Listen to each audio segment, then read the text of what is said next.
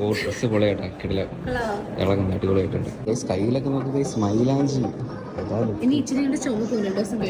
ആ ഇത് കുറച്ച് കളർ കുറവ്. ഇത്രേ ഉള്ള ഇവിടം വരെ ഇടണമായിരുന്നു. ഉറങ്ങിയില്ലേ? അവനും ഉറങ്ങിയില്ല. പ്രവീണും ഫുൾ ഇരുന്ന് എഡിറ്റ് ചെയ്ത് ഗൈസ് ഇന്നലെ കണ്ടത്തില് എടാ മുടിയൊക്കെ കണ്ട ചുരുട്ടിയിട്ടൊക്കെ സ്റ്റൈലിന് 2 ഉള്ളായിരുന്നോ? രണ്ടുപേരും ഡ്രസ്സ് നോക്കി ഗൈസ് മാച്ചിങ് ആണ്.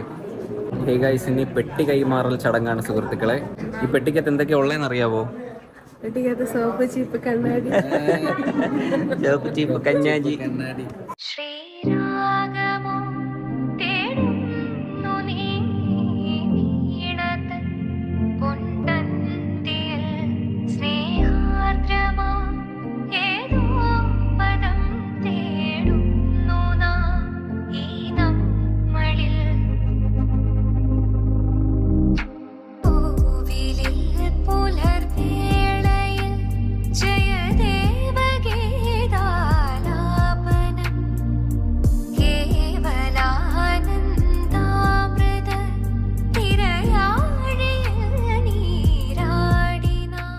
ഫുഡ് കഴിക്കാനായിട്ട് വന്നിരിക്കുകയാണ് സുഹൃത്തുക്കളെ. എന്താണുള്ളത്? ഫ്രൈഡ് റൈസ് ഉണ്ട്, പൊറോട്ട, ഇടിയപ്പം, ചിക്കൻ ഫ്രൈ.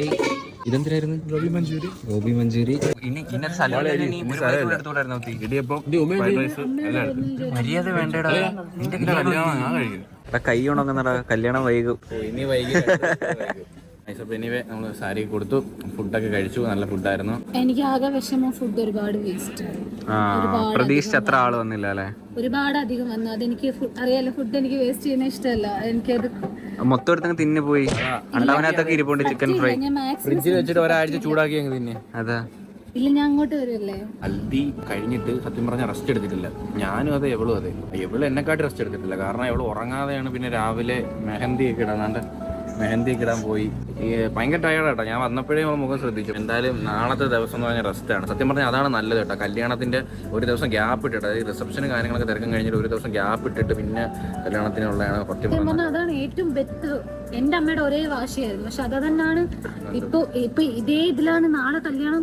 ഈ നിക്കുന്നുണ്ടെങ്കിൽ അവർക്ക് എങ്ങനെയെങ്കിലും ഒന്ന് കട്ടിലിപ്പ് കിടന്ന് ഉറങ്ങിയാൽ മതി. കാരണം ഈ സാധനം ഉണ്ടല്ലോ, ഇത് ഒടുക്കത്തെ വെയിറ്റ് അല്ലേ ഈ സാധനം? ഫുൾ ആക്റ്റീവ് വണ്ടിയുടെ മണ്ടലൊക്കെ ഇങ്ങനെ